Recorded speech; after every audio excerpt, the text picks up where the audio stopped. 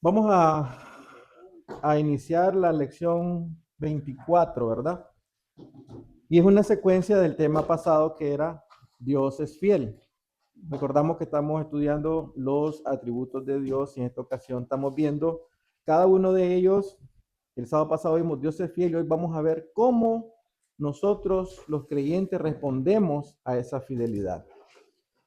Y para recordar un poquito, veamos lo que estudiamos el sábado pasado. ¿Se acuerdan de que hablábamos de tres puntos, tres aspectos de cómo Dios hace con fidelidad todas las cosas y nos basábamos en el Salmo 33, versículo 4, donde dice, ciertamente la palabra del Señor es recta, todo lo hace con fidelidad. Y en base a eso mirábamos tres aspectos que Dios hace con fidelidad. Uno de ellos era su creación en general. El segundo aspecto era la creación del hombre. Y el tercer aspecto es cómo Él diseña y lleva a efecto la salvación del mismo hombre. Luego vimos el Salmo 119 del versículo 75 al 76.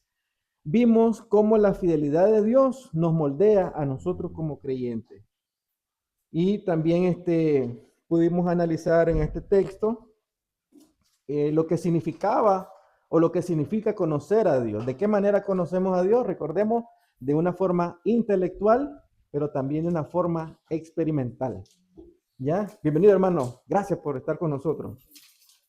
Luego, en ese mismo texto, del versículo 75, vimos los juicios de Dios.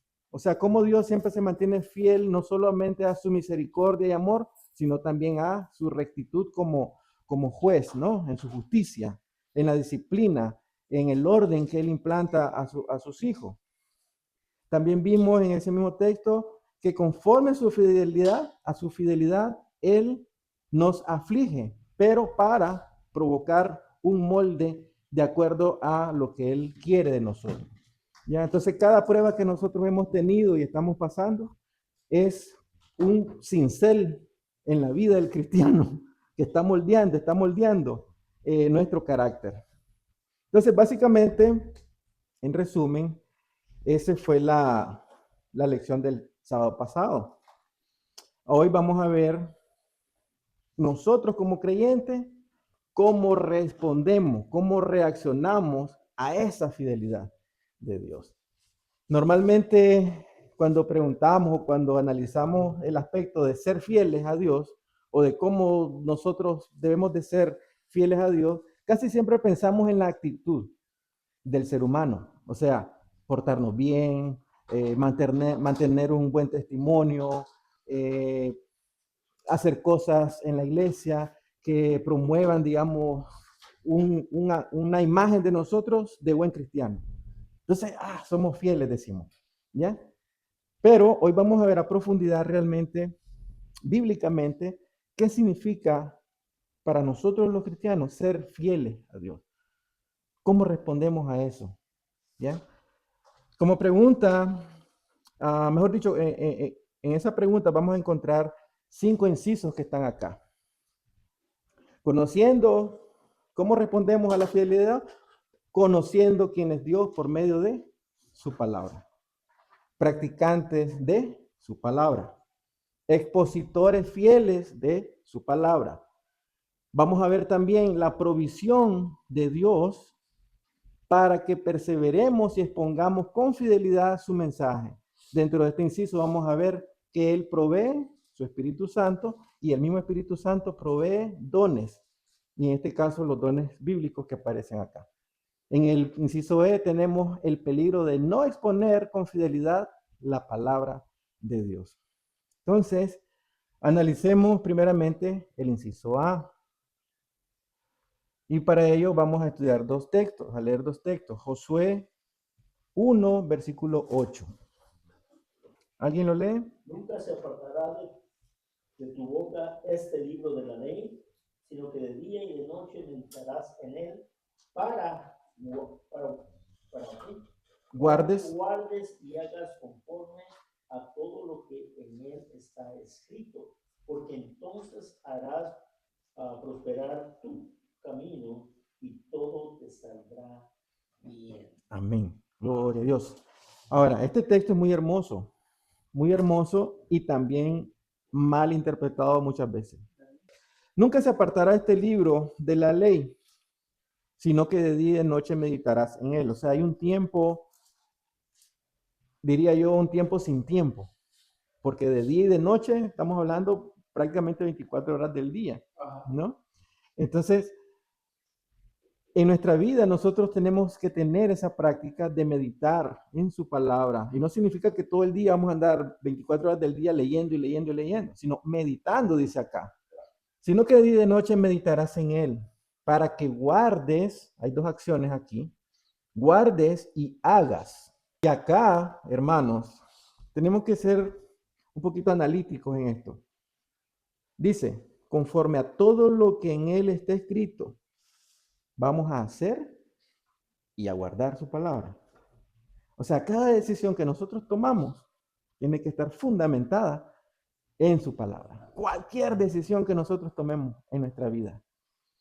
Y ahí podemos nosotros comprobar nuestra reacción a esa fidelidad. Dios es fiel a su palabra. Él cumple su palabra, Él cumple su promesa, cumple sus juicios.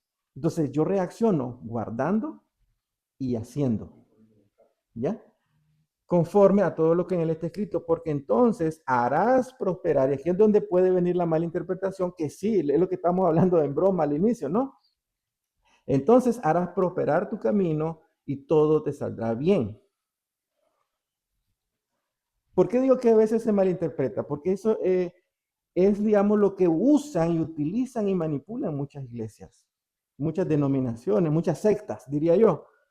Cuando encuentran aquí la palabra prosperar, ya estamos hablando de dinero, ¿ya? De finanzas, de éxito, etcétera, ¿no?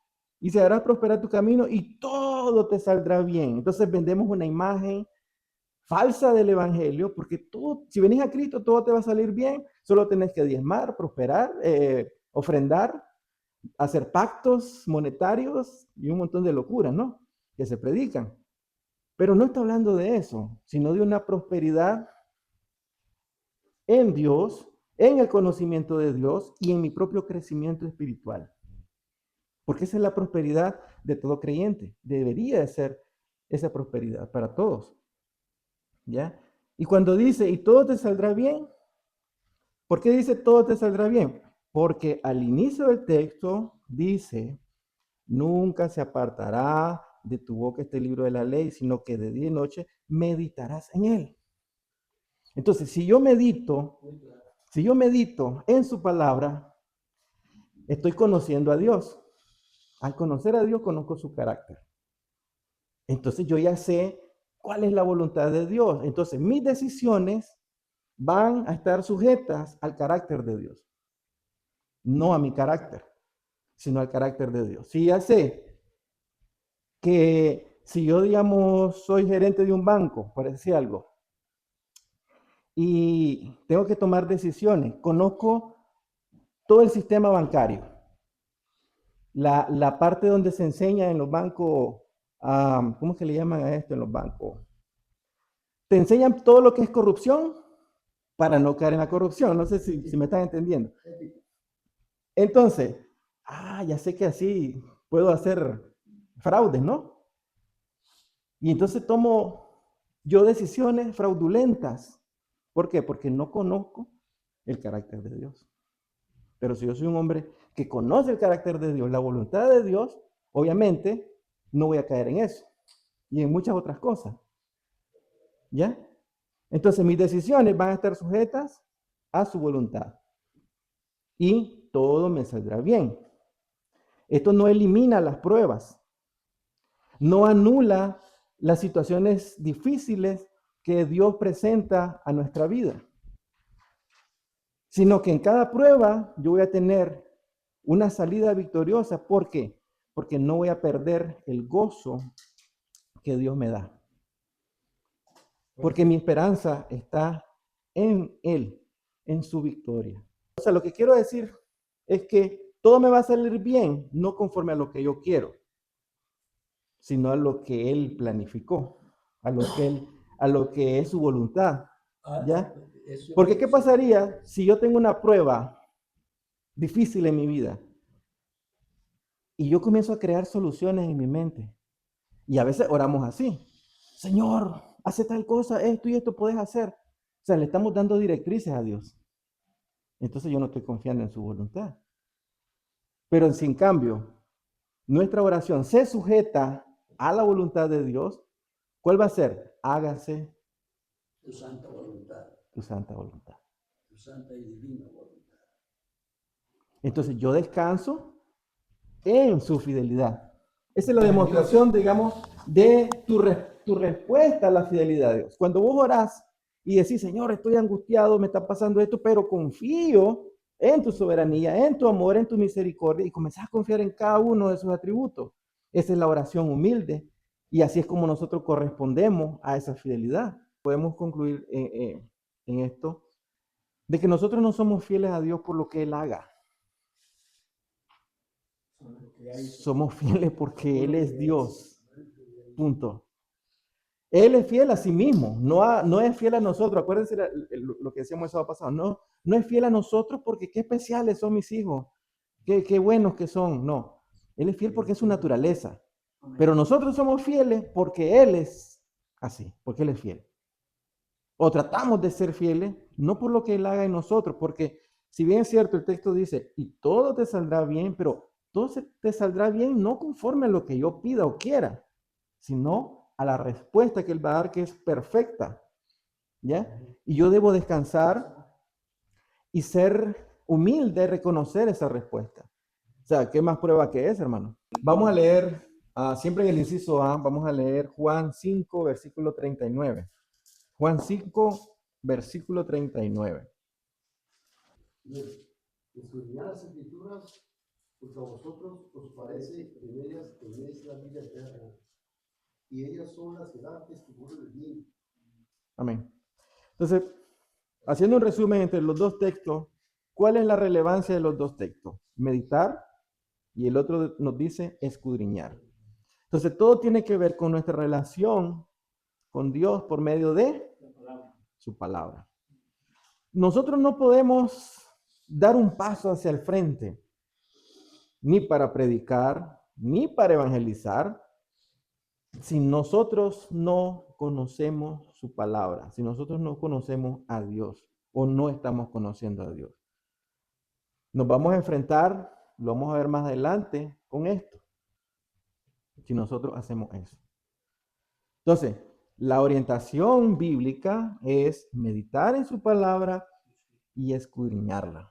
Apenas solo son dos textos, pero imagínense si nosotros escarbamos más, vamos a encontrar cantidad de directrices y orientaciones de Dios que nos van a decir: entra mi palabra, medite mi palabra. Y entonces esa es la oración primordial. Por eso lo puse el inciso A como inicio, conociendo quién es Dios por medio de su palabra. No hay otro medio para conocer a Dios, no hay otro medio. No hay conocimiento, no hay descripción. Exacto. Acuérdense de las dos palabras en griego: ginosko y noxis. Conocimiento por medio de la razón o intelectual, y experimental, o sea, poniendo en práctica su propia palabra. Vámonos al inciso B. Practicantes de la palabra santa de Dios, practicantes de la palabra de Dios. Eso fue lo que te aplicamos ahora. Me estaban exhortando, hermano. Se la perdió. Vamos al inciso B, practicantes de la palabra. Santiago 1. Santiago capítulo 1. Versículos del 22 al 27. Santiago capítulo 1, del 22 al 27. Sí. Dice: pero sed hacedores de la palabra y no tan solo oidores, engañándoos a vosotros mismos, porque si alguno es oidor de la palabra, ¿no? Pero no hacedor de ella, este es semejante a un hombre que considera en un espejo su rostro natural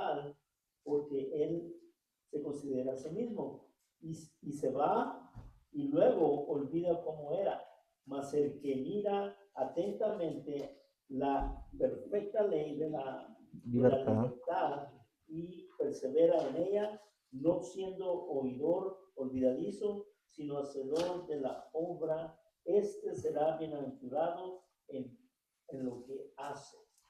Ok, antes de analizar este texto, vamos a leer la contraparte, porque aquí hay una palabra clave. Sed hacedores de la palabra, o sea, ser practicantes de la palabra. Ahora leamos la contraparte. Mateo 7, no pierdan ese texto, no lo pierdan. Era Santiago 1. Santiago 1 del 22 al 27. San Mateo dijiste. Ahora Mateo 7 del 21 al 23, pero no pierdan el primer texto de Santiago porque los vamos a comparar. No todo lo que se dice Señor, Señor, entrará en el reino de los cielos, sino el que hace la voluntad de mi Padre que está en los cielos. Muchos me dirán en aquel día, Señor, Señor, no profetizamos en tu nombre, y en tu nombre echamos fuera demonios, y en tu nombre hicimos muchos milagros, y entonces les declararé, nunca os conocí, apartados de mí, hacedores de maldad. ¿Ok? Yo creo que ya no tengo nada que decir. Pero vamos a analizar estas dos cositas, estos dos textos. Fíjense bien, el primer texto de Santiago, al inicio del versículo dice, pero sed hacedores de la palabra. Pregunta, ¿quién es un hacedor de la palabra? ¿Cualquier persona? ¿Un creyente que está conociendo quién es Dios? Ya le estoy dando la respuesta. Pero, ¿quién es realmente un hacedor de la palabra? ¿Quién puede practicar la palabra de Dios? ¿Cualquier persona? El que ya la conoce. El que la conoce o la está conociendo. No la puede practicar. El que no la conoce no la puede practicar, exactamente. Entonces dice, pero sed hacedores de la palabra y no tan solamente oidores. Ya sabemos que de estos hay muchos oidores que se engañan a sí mismos. Porque si alguno es oidor de la palabra, pero no hacedor de ella, este es semejante, y aquí viene la comparación, la ilustración que hace. Este es semejante al hombre que considera en su espejo su rostro natural, porque él se considera a sí mismo y se va y luego olvida cómo era. ¿Qué pasa, hermanos, cuando nosotros tomamos la Biblia? Esto me lo explicó un amigo y me gustó la ilustración que él hace. Cuando nosotros tomamos la Biblia, ¿qué estamos haciendo? ¿Qué hace la Biblia con nosotros? Es un espejo. Nos está revelando quiénes somos. Y nos está revelando y nos está confrontando de quiénes somos. Te está describiendo. Me está describiendo. Por eso no siempre, no mucha gente abre la Biblia por eso. Exacto. ¿Por qué? Porque no me gusta lo que él me está diciendo, no me gusta. Entonces, la oigo, soy un oidor, pero no hay práctica. Entonces, olvido la confrontación o digo, qué lástima, no vino el hermano Oscar, no oyó esa palabra, era para él. No era para mí, era para él. Así hay mucha gente, ¿no?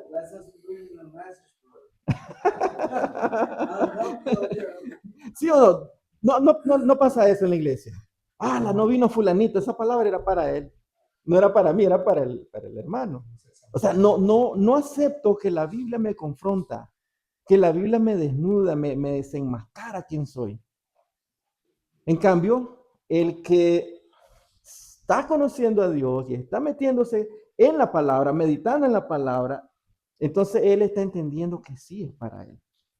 Y ese mensaje lo guarda, ¿se acuerdan del texto que leímos? Guarda y medita. Y se convierte en un hacedor de la palabra. ¿Ya? ¿Por qué? Porque Dios está quebrantando su corazón y en la medida que el corazón está siendo quebrantado con la palabra, esa misma palabra está siendo guardada. Ya no en un corazón de piedra. Correcto. Ahora, fíjense, el contraste que leímos en Mateo 7, 21, 23. No todo el que me dice Señor, Señor entrará en el reino de los cielos, sino el que hace la voluntad de mi Padre que está en los cielos. Muchos me dirán en aquel día, Señor, no profetizamos en tu nombre y en tu nombre echamos fuera demonios. ¿Acaso esta gente no conocía la palabra? La conocían.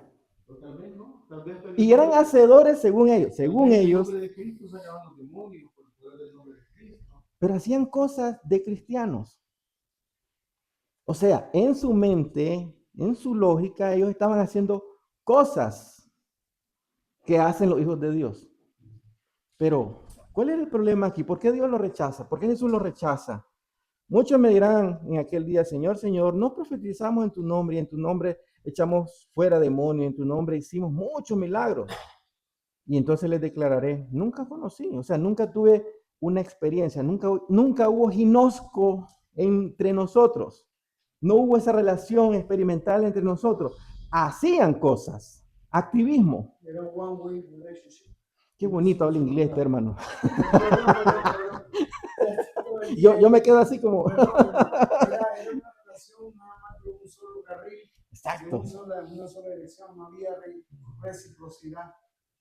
Entonces, el activismo nos hace creer que estamos en la palabra.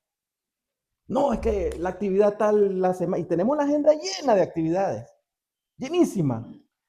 Tengo que trabajar con tal ministerio tal día, tengo que trabajar con el otro ministerio tal día, y entonces vivimos en un activismo que nos hace creer que somos hacedores de la palabra.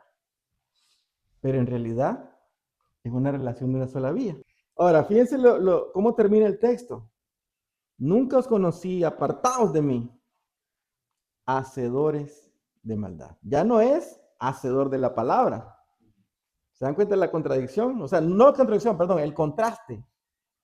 Unos son hacedores de la palabra y otros son hacedores de maldad. Pero uno se pregunta, pero si esta gente hacía cosas de cristiano, ¿dónde está el problema? ¿Dónde está el problema? Está en el corazón. Está en el corazón, hermano. Dios siempre apunta al corazón. Ahí empieza la raíz del problema.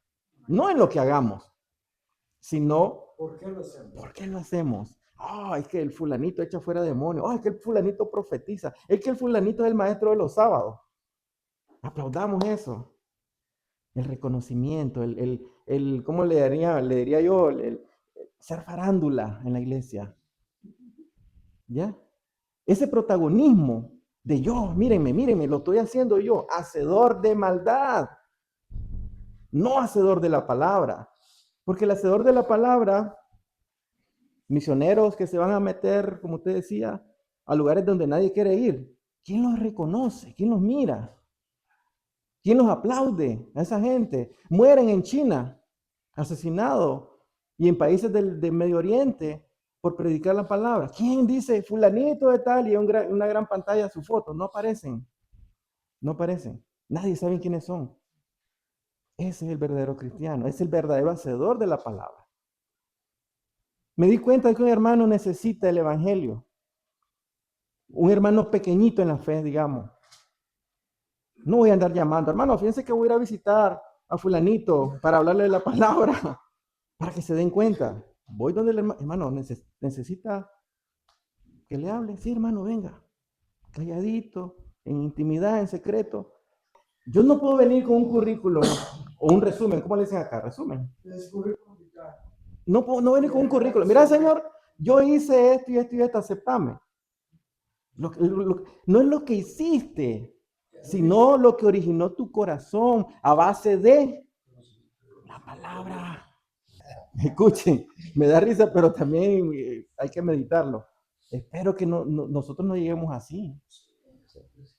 Yo una vez pensé esto, y yo le digo al Señor, yo te voy a decir, yo estuve en grupo de música, yo evangelizaba, yo discipulaba, yo era maestro de los jóvenes, ahora maestro de hombres.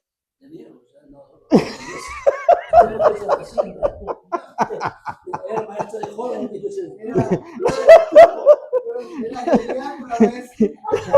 Y yo le voy a decir, Señor, yo era esto. Y le dije en oración al Señor, yo te lo voy a decir, le digo, mejor te pido. Ahí viene la parte humildad, ¿no? Gracias por haberme enseñado humildad hoy, hermano. Ahí viene la parte humilde del hombre. Mejor corregime ahorita, le digo. Porque yo no quiero que llegue ese día, porque así te lo voy a decir, le digo. Mejor ahorita, decime quién soy. ¿Qué me hace falta? Y me sigue haciendo falta, ¿no? Es una oración constante. Estos dos puntos son importantes. Porque ahí nos vamos a detener y nos vamos a meter de lleno en estos dos puntos. ¿Por qué es necesario eso? No sabemos quién es quién. A veces ni nosotros sabemos de nosotros mismos. Entonces, es necesario, aunque no me quiero adelantar, como a veces él más se me adelanta, no me quiero adelantar a esto, pero es necesario la exposición fiel de la palabra. Pero para que yo pueda ser fiel, tengo primero yo que someterme y sumergirme como un buzo, ¿no? A las profundidades de su palabra.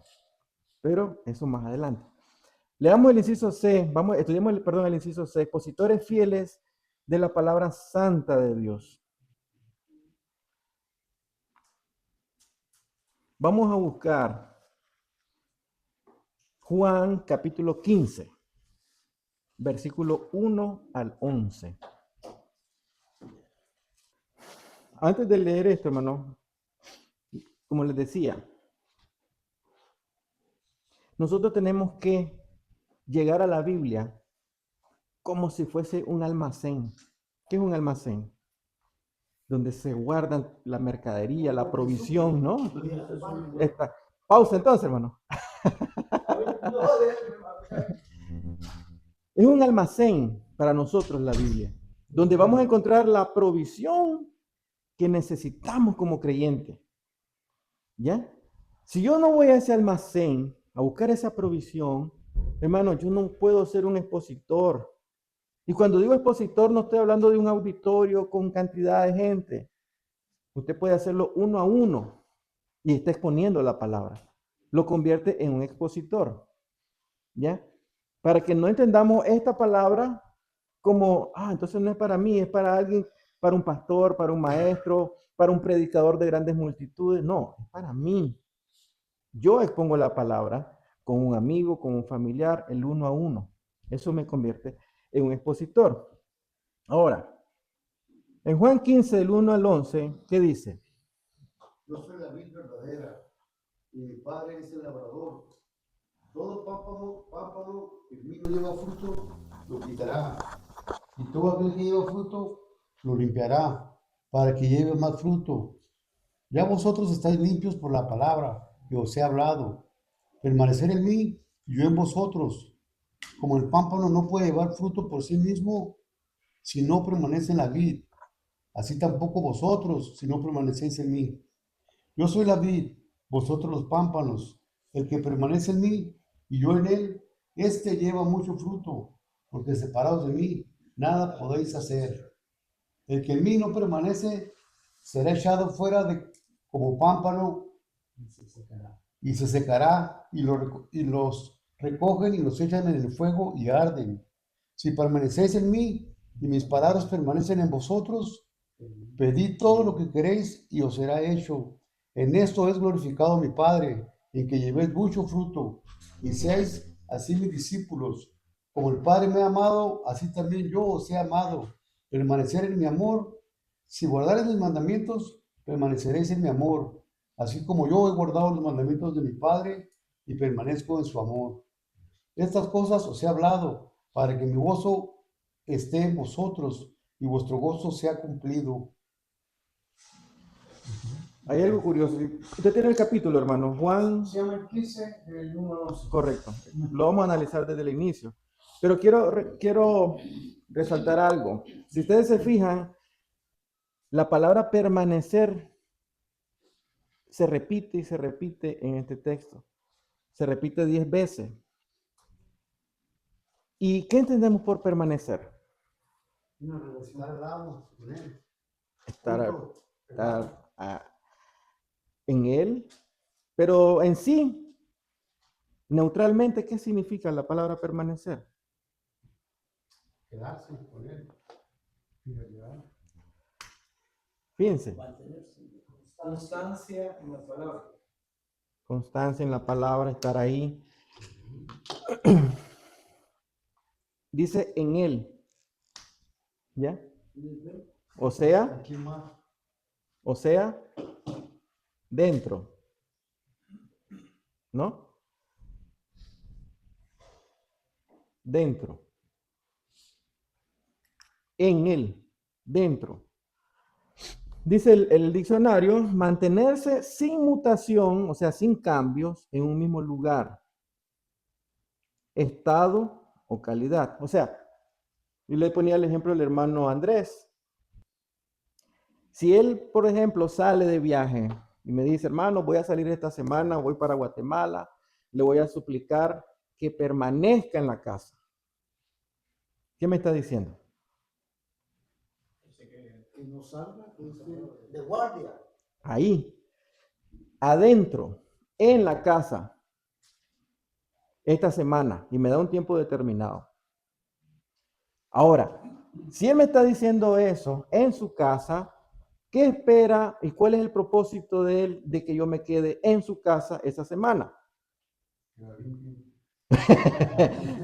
Que la mantenga limpia, que riegue las plantas, que cuide a las mascotas, a los animalitos, porque él está confiando en mi obediencia, en mi honestidad y fidelidad a que yo voy a cumplir. ¿Con qué? Con el mandato que él me dio, ¿no? En la casa. Entonces nosotros permanecemos en la palabra. ¿Y quién es la palabra? Jesucristo. En la palabra, dentro de la palabra, voy a estar, dice el diccionario, sin mutación. Ahí. Sin mutación significa cambios, ¿no? Entonces, ahora analicemos el texto desde el inicio. Juan 15 del 1 al 11, vamos a ir analizándolo. Dice, yo soy la... aclaro, no vamos a tocar que si la salvación se pierde, que si no se pierde, para que no vayan haciendo ese tipo de preguntas, porque no es el tema de hoy. Ya sabemos, no se pierde. Eso lo tenemos claro, ¿verdad? Ahí nos quedamos. Ahí nos quedamos. Yo soy la vid verdadera y mi padre es el labrador. Todo pámpano que en mí no lleva fruto, lo quitará. Y todo aquel que lleva fruto, lo limpiará, para que lleve más fruto. Ya vosotros estáis limpios por la palabra que os he hablado. Entonces, cuando nosotros recibimos la palabra, ¿se acuerdan el texto anterior del espejo? Y aquí dice Jesús, ya vosotros estáis limpios por la palabra que os he hablado. O sea, ya nos confrontó, nos hizo ver nuestro pecado y la palabra va limpiando, va podando, va quitando de nuestro camino, de nuestra vida, la impureza y la inmundicia que al labrador no le gusta. ¿Ya? Ya vosotros estáis limpios por la palabra que os he hablado. Permaneced, versículo 4, permaneced en mí y yo en vosotros. Fidelidad. Su palabra nos muestra que Él es fiel. Yo permanezco en ustedes, dice. Si ustedes permanecen en una retribución de fidelidad. ¿Ya? Esa es la condicionante. Ya vosotros estáis limpios por la palabra que os he hablado, permaneced en mí y yo en vosotros. ¿Ya? Como el pámpano no puede llevar fruto por sí mismo, o sea, yo no puedo, lo está diciendo clarísimo, yo no puedo. El pámpano no puede llevar fruto por sí mismo si no permanece en la vid. O sea, nosotros en él. Ahí es donde yo doy fruto. Ahí es donde yo produzco, pero no por mi cuenta, sino por la vid. Como el pámpano no puede llevar fruto por sí mismo si no permanece en mí, así tampoco vosotros si no permanecéis en mí. Yo soy, nuevamente dice en el 5, Yo soy la vid, vosotros los pámpanos. El que permanece en mí y yo en él, este lleva mucho fruto, porque separados de mí, nada podéis hacer. El que en mí no permanece, será echado fuera como pámpano y se secará. Y lo recogen y lo echan en el fuego y arden. Nuevamente en el 7, si permanecéis en mí y mis palabras permanecen en vosotros, pedid todo lo que querráis y os será hecho. ¿No se parece al texto que leímos anteriormente? ¿Todo te saldrá bien? ¿Ya?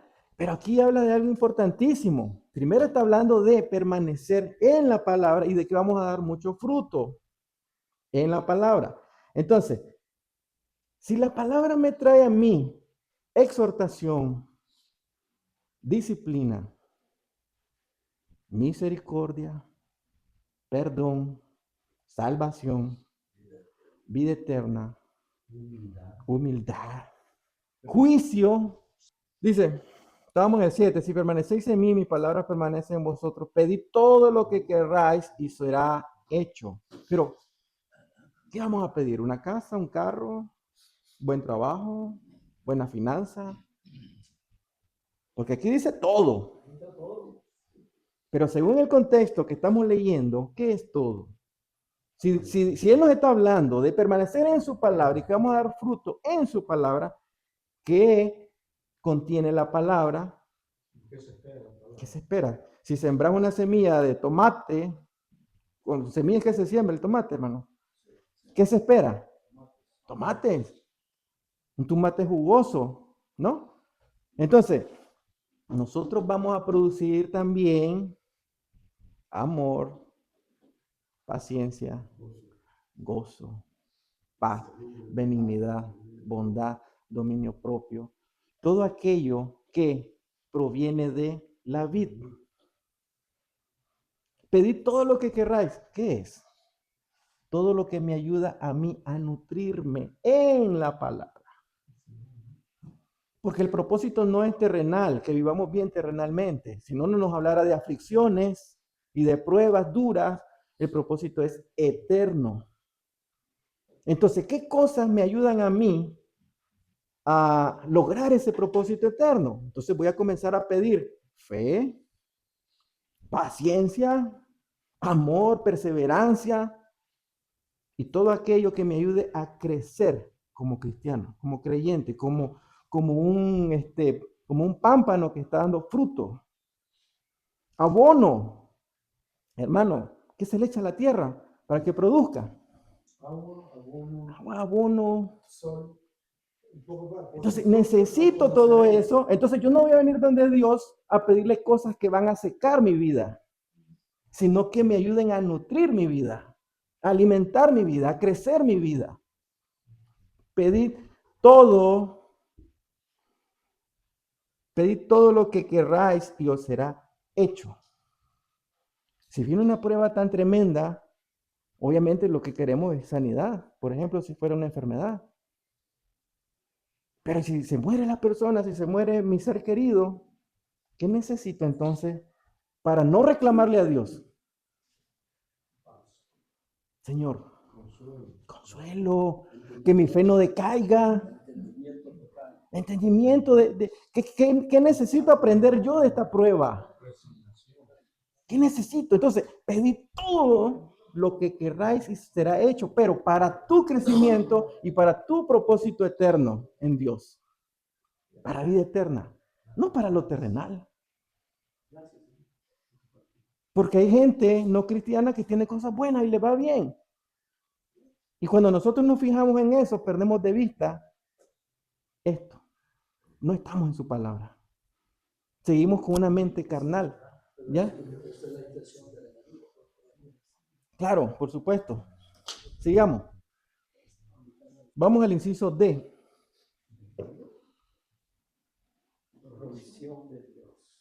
Provisión de Dios. Para que perseveremos y expongamos con fidelidad su mensaje. Cuando decimos en este punto, provisión de Dios para que perseveremos y expongamos con fidelidad su mensaje. ¿Quién provee todo eso? Por medio de su Espíritu Santo. Él reparte los dones que son necesarios para el creyente, para la iglesia. Entonces vamos a enfocarnos en el don de pastores y maestros. Oh, usted quiere proponerse como maestro. yo no me propuse, me dijeron y simplemente obedezco. Primero entendamos, hermano, ¿qué es un don? ¿Qué significa la palabra don? D-O-N. Vamos a ver qué nos dice el diccionario y yendo también a la raíz griega, porque de ahí proviene. Significa en griego carisma, ¿ya? Que en español sería dádiva, un don de la gracia, un don gratuito o un regalo gratuito. Y en el cristianismo un regalo inmerecido, o sea, no lo merecemos. Y proviene directamente de Dios. Cuando hablamos de dones espirituales, significa que provienen de Dios. Esos regalos que provienen de Dios, pero que son para el provecho y el beneficio de su iglesia, ¿no? Y que no los merecemos, recalcamos, no los merecemos. Ahora, veamos Hechos capítulo 2. Vamos a leer del 2 al 12. Primero vamos a ver cómo Dios, por medio de su Espíritu Santo, va a entregarnos esta promesa, ¿no? Del Espíritu Santo. En Hechos capítulo 2. Y de repente vino del cielo un estruendo como de un viento recio que soplaba, el cual llenó toda la casa donde estaban sentados.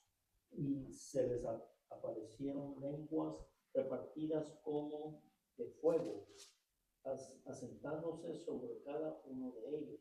Y fueron todos llenos del Espíritu Santo y comenzaron a hablar en otras lenguas, según el Espíritu les daba que hablasen.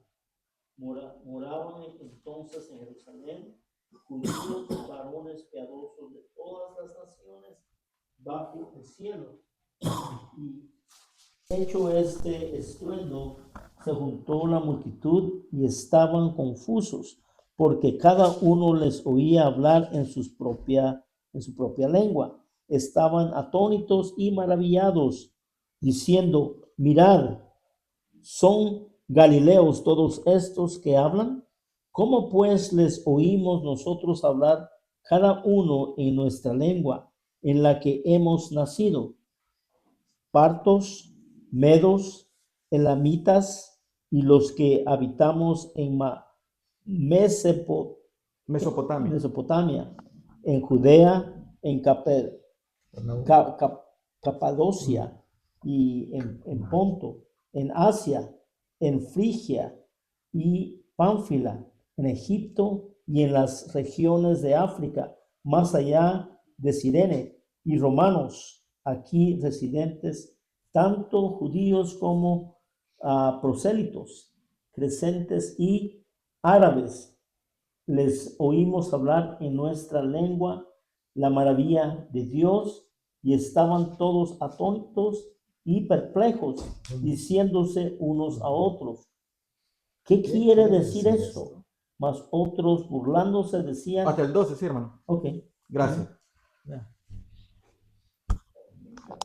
Gracias, hermano. Antes de llegar a estos dos puntos, primero vamos a ver el Espíritu Santo provee dones, ¿verdad? Aquí vamos al primer ejemplo, y el principal, diría yo, que es la promesa del Espíritu Santo. Vamos a analizar este texto y les voy a rogar, ya son las 8, tenemos media hora. Aquí les voy a rogar, me dejen concluir y al final hagan sus aportes y preguntas. ¿Ok? Dice el versículo 2. El día de Pentecostés, que es una celebración judía, Todos los creyentes estaban reunidos en un mismo lugar. Fíjense la descripción que hacen. Todos los creyentes estaban reunidos en un mismo lugar. De repente, versículo 2, se oyó un ruido desde el cielo parecido al estruendo de un viento fuerte e impetuoso que llenó la casa donde estaban sentados. Versículo 3, luego algo parecido a unas llamas, lenguas de fuego, aparecieron y se posaron sobre cada uno de ellos. Y todos los presentes fueron llenos del Espíritu Santo y comenzaron a hablar en otros idiomas. ¿Ok? Aquí me detengo para aclarar esto. Yo sé que la Reina Valera dice lenguas, ¿no? Comenzaron a hablar en otras lenguas.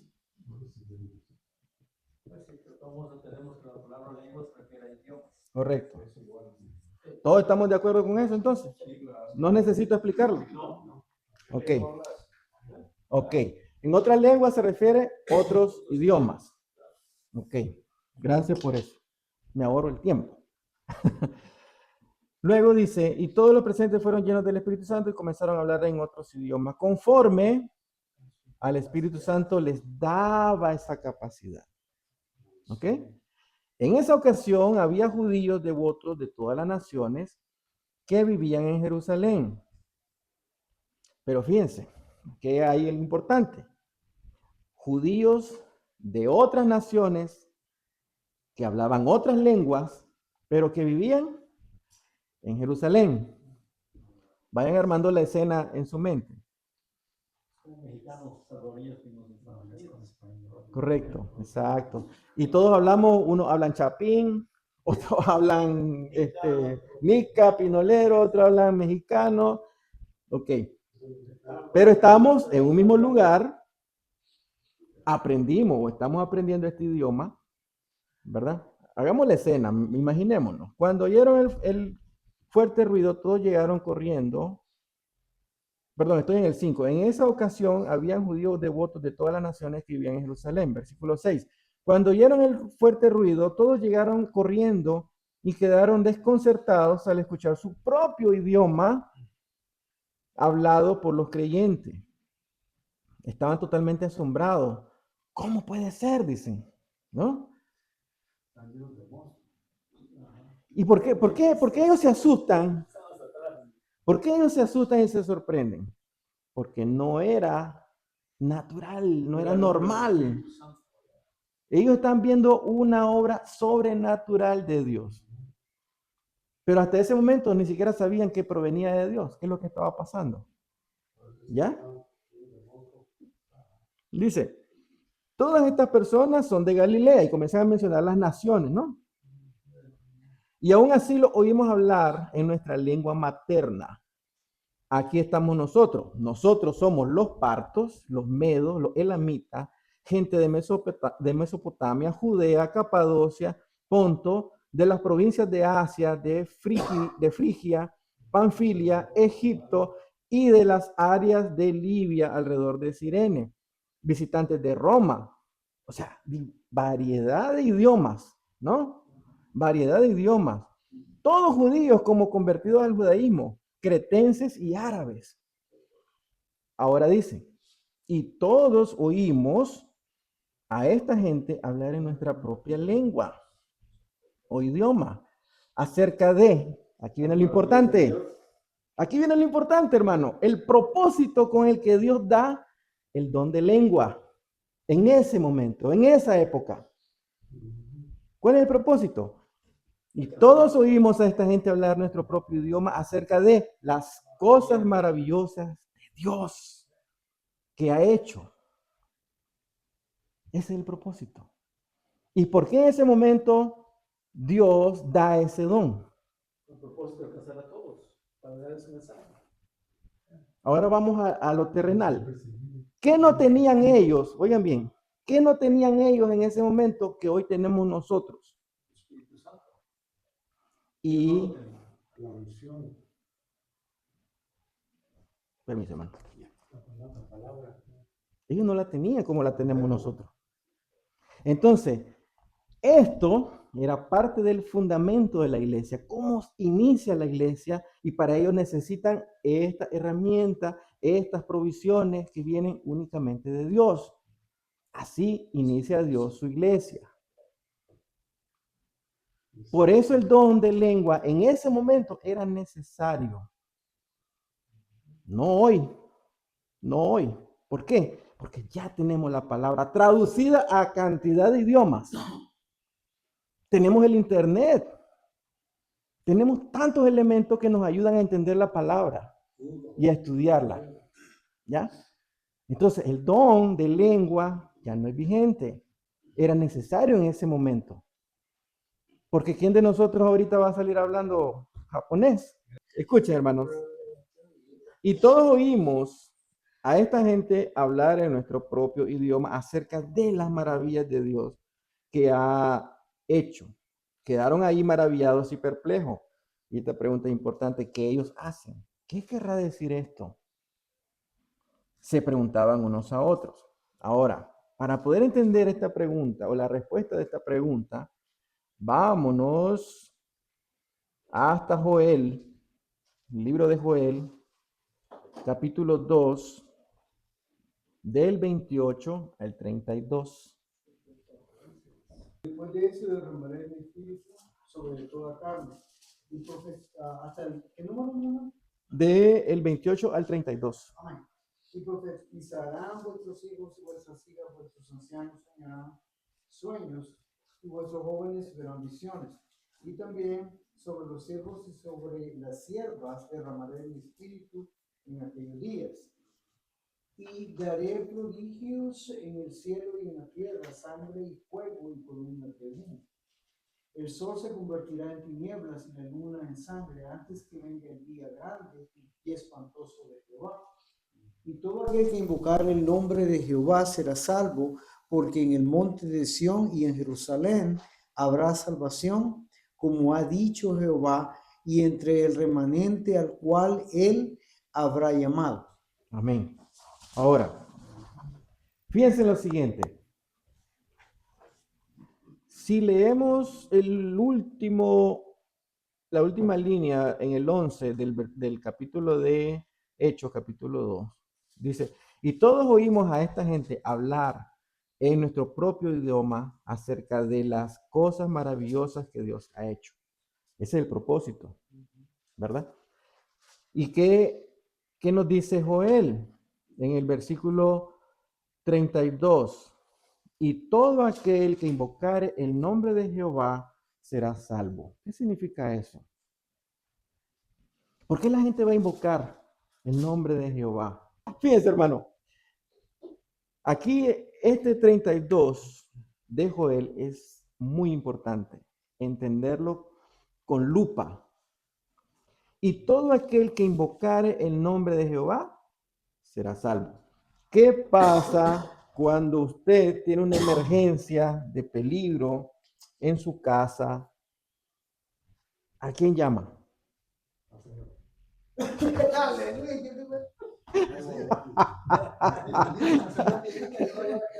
A ver, se enfermó de repente alguien, un ataque o algo, ¿a quién llama? Fíjense, pongan atención, no me interrumpan, no me interrumpan. ¿Llamada de qué?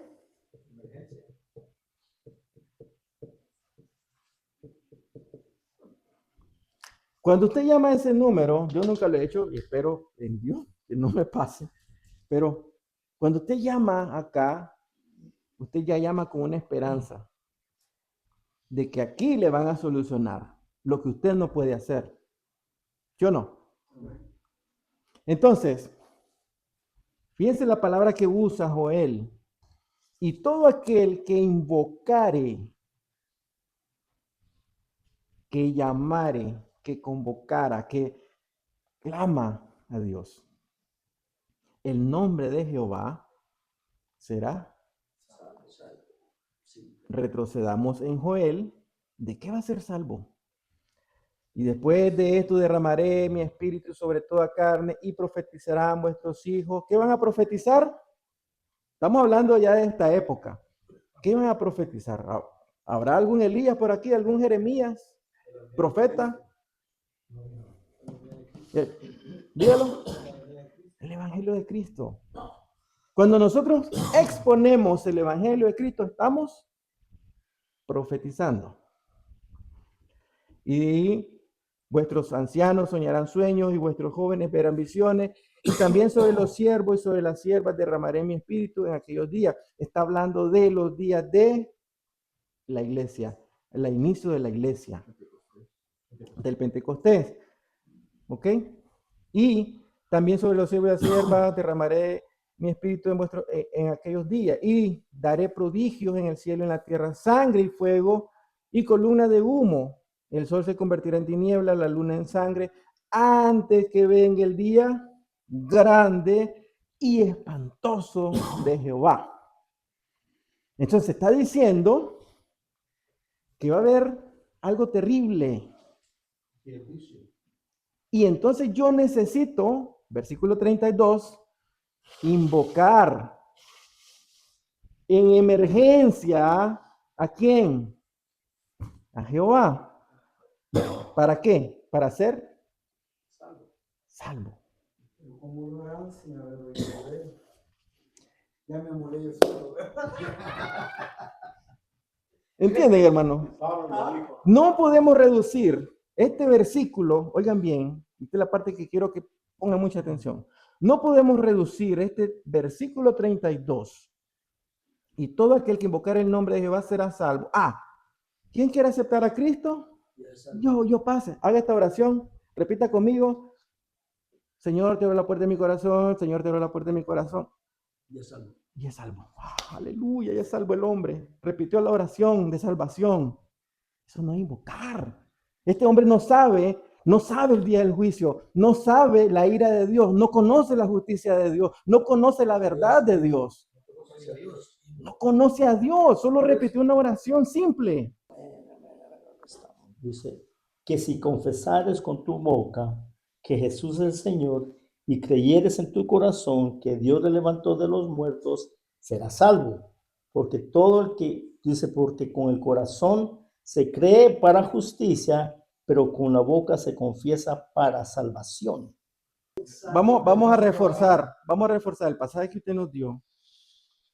Pero repito, no lo vamos a reducir a una simple oración mecánica y repetirla sin entender el versículo 14 en adelante. De ahí mismo. Siempre que estudiemos la Biblia, hermano, siempre que estudiemos la Biblia, no nos enfoquemos solamente en un versículo o dos versículos.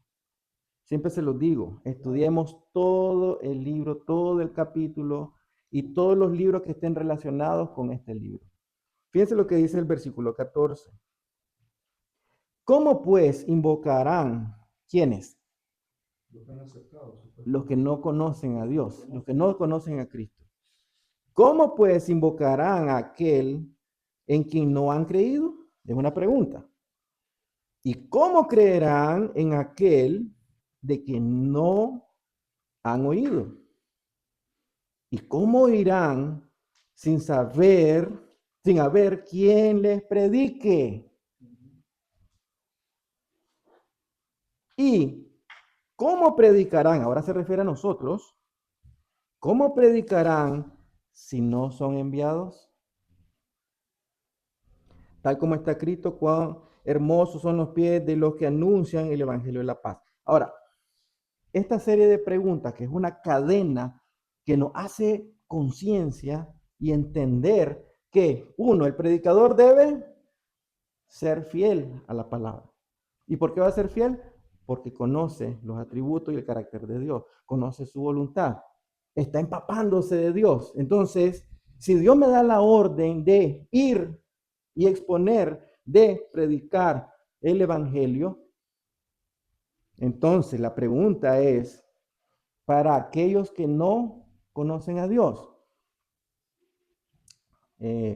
14, ¿verdad? ¿Cómo pues invocarán, vuelvo a usar la palabra invocar, ¿ok? ¿Cómo pues invocarán a aquel en quien no han creído? ¿Y por qué no han creído? Porque no le conocen. Entonces, es fácil, muy fácil para la gran mayoría de iglesias tener esta estrategia de llamamiento. Vengan, pasen al frente. ¿Quién quiere aceptar a Cristo? Mire, Cristo le va a resolver su problema porque ya leyeron el pasaje malentendido de que pidan todo lo que quieran y se os dará. No, yo quiero ese Dios. Yo quiero ese Dios que me va a conceder todo, de que todo me va a salir bien, de que Él me va a conceder todo. Entonces, ¿qué hago? Hermano, haga esta oración. Levante la mano, haga esta oración, pase al frente y repítala. Pero este hombre no conoce a Dios, entonces ¿cómo va a creer en Dios? ¿Entiende? Y una prédica, seamos honestos, puede ser muy buena en 20, 30 minutos, 40 minutos, pero ahí no explica el evangelio completamente. Me pudo emocionar la prédica, me pudo motivar la prédica a dar mis primeros pasos, ¿ya? Me puede motivar a dar mis primeros pasos. Oye, me atrae el evangelio, me está confrontando, me está diciendo la verdad, pero no significa que estoy conociendo a Dios en ese momento.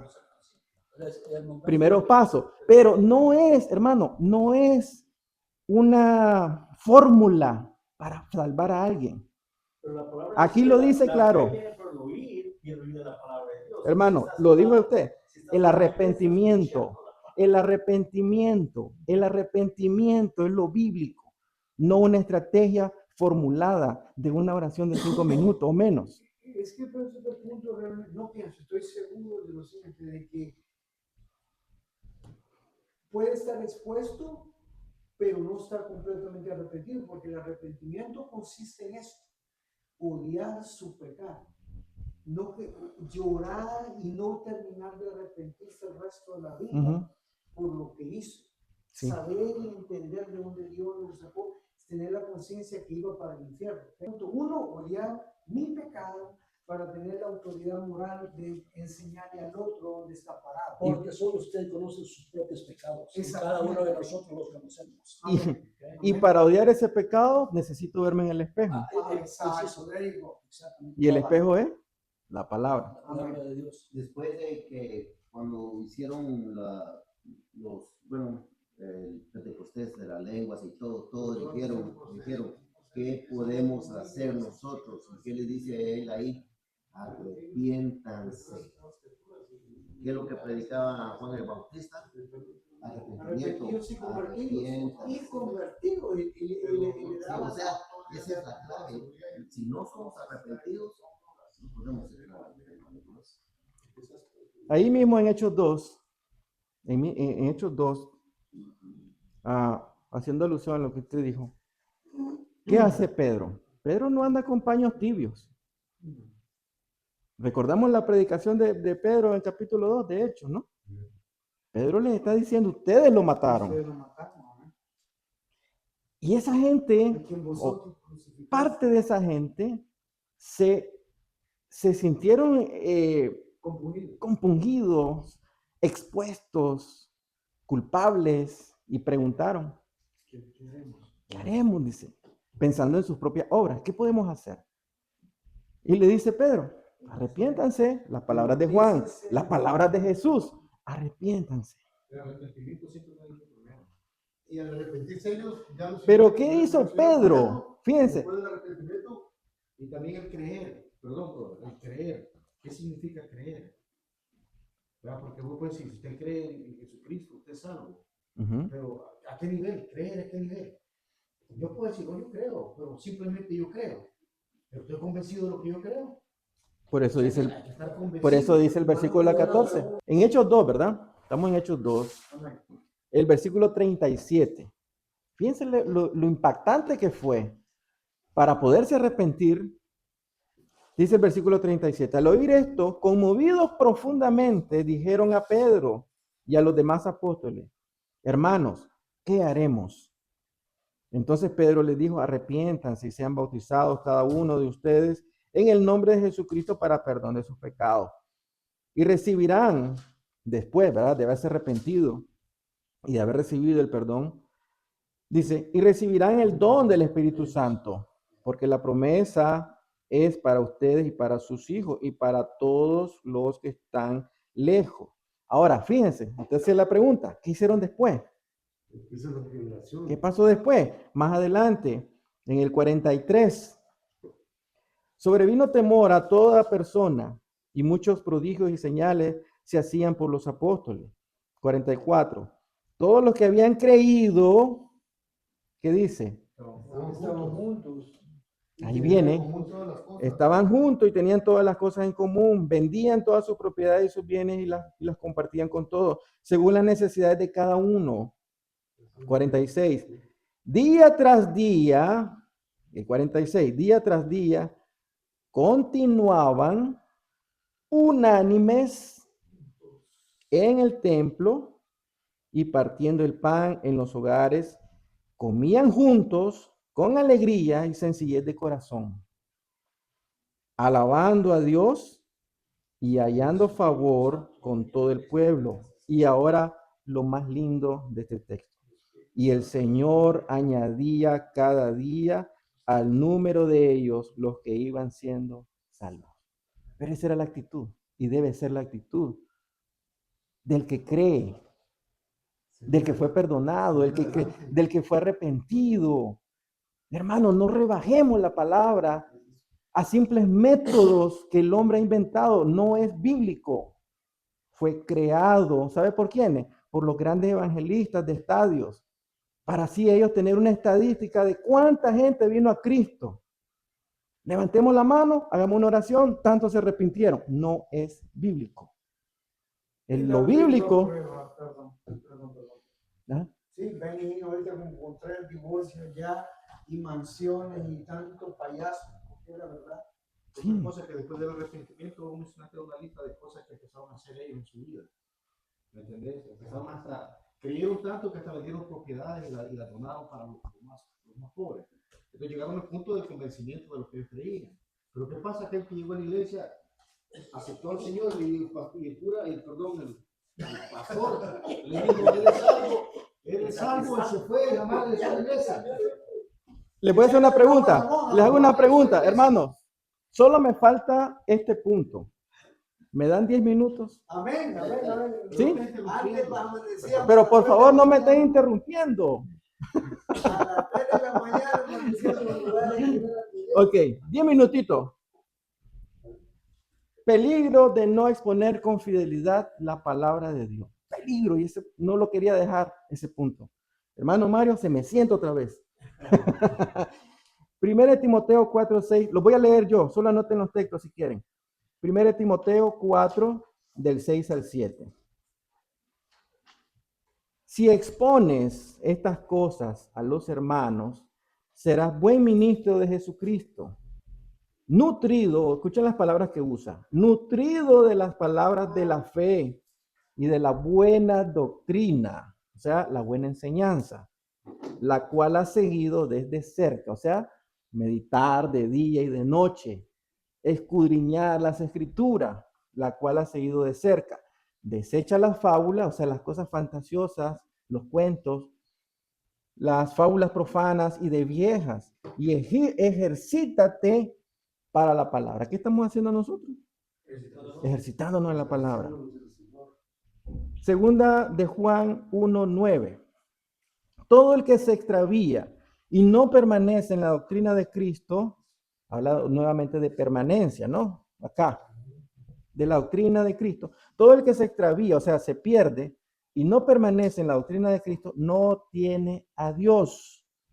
El que permanece en la doctrina, o sea, en la enseñanza, en la palabra, este tiene al Padre y también tiene al Hijo. Efesios 4, del 14 al 15. Efesios 4, del 14 al 15. Esto, para que ya no seamos niños, sacudidos a la deriva y llevados a donde quiera por todo viento de doctrina. Hermano, ¿cuántas doctrinas tenemos hoy que nos atacan día tras día? Y parecieran verdad, ¿no? Por todo viento de doctrina, estratagemas. ¿Qué quiere decir esa palabra? Estrategias. Levante la mano. será salvo. Ore esta oración, salvo.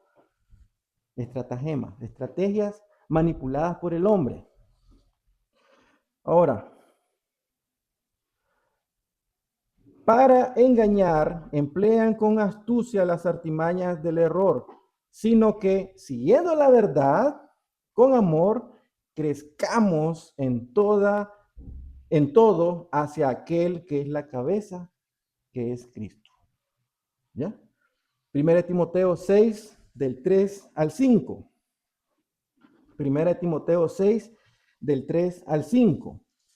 Si alguien enseña algo no se conforma a las sanas palabras de nuestro Señor Jesucristo y a la doctrina que es conforme a la piedad, se ha llenado de orgullo y no sabe nada. Más bien delira acerca de controversias y contiendas de palabras, de las cuales vienen envidia, discordia, calumnia, sospechas perversas y necias rencillas entre hombres de mente corrompida y privados de la verdad, que tienen la piedad como fuente de ganancia. Estamos hablando de gente que conoce la doctrina y la usa a su favor. ¿Ya? No estamos hablando de gente ignorante. Y esa gente hay en las iglesias. ¿Ya? Gálatas 1, del 6 al 9. Gálatas 1, del 6 al 9. Con esto concluyo. Estoy asombrado de que tan pronto se estén apartando del que los llamó por la gracia de Cristo. O sea, los llamó por el evangelio. ¿Ya? Pero no significa que sean convertidos, sino que están ahí oyendo y están en la iglesia, parecieran cristianos, pero no lo son. Estoy asombrado de que tan pronto se están apartando del que los llamó por la gracia de Cristo para ir tras un evangelio diferente. No es que haya otro evangelio, sino que hay algunos que lo perturban y quieren pervertir el evangelio de Cristo.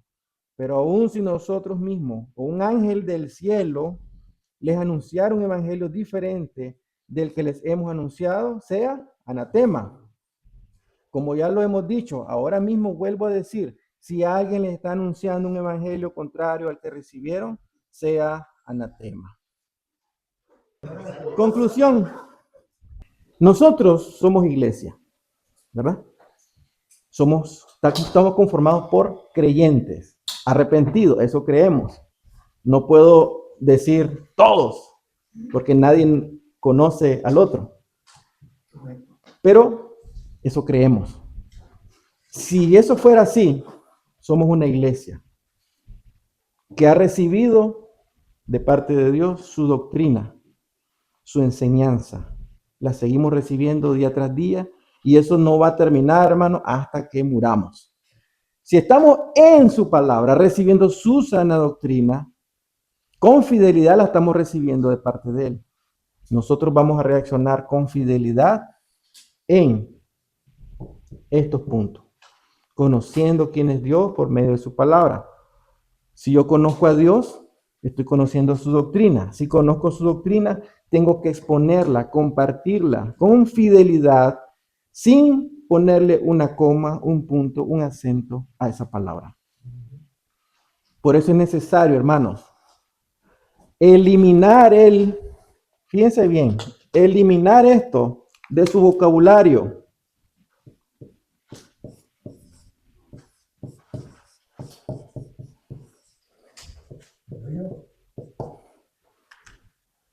Esto significa opinión.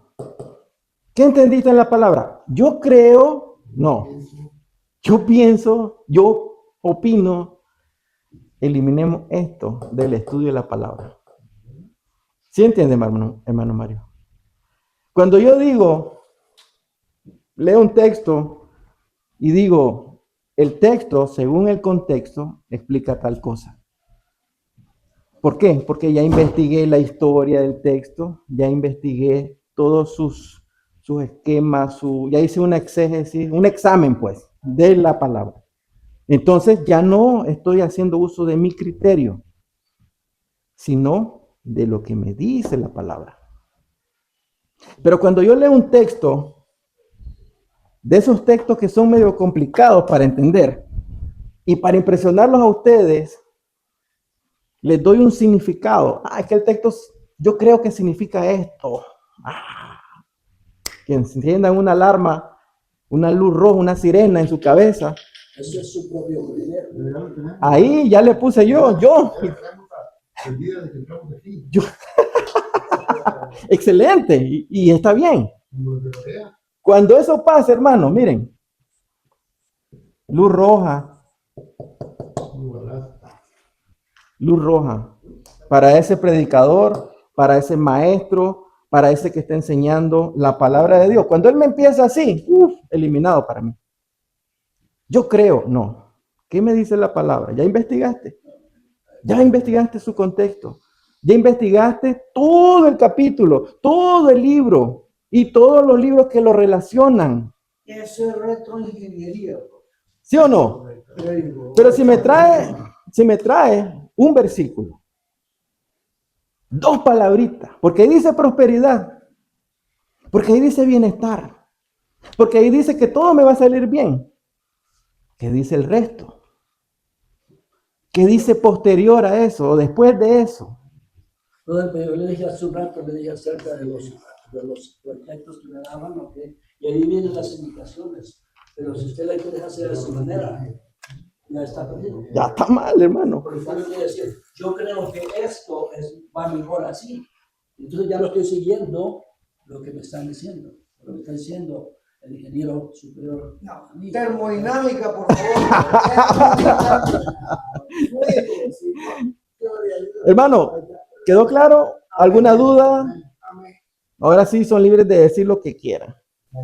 Una pregunta, ¿cómo aceptaste tú al Señor? ¿Cómo te dices cuenta tú que estabas aceptando? Yo no acepté a Cristo. ¿No lo aceptaste? No, ¿Cómo lo hiciste? Él me aceptó. Él me aceptó. Nuestro corazón endurecido nos impide e incapacita aceptar a Cristo. El gran Dios soberano en su misericordia nos busca y rescata. Romanos 3, verso 11. No hay quien entienda, no hay quien busque a Dios.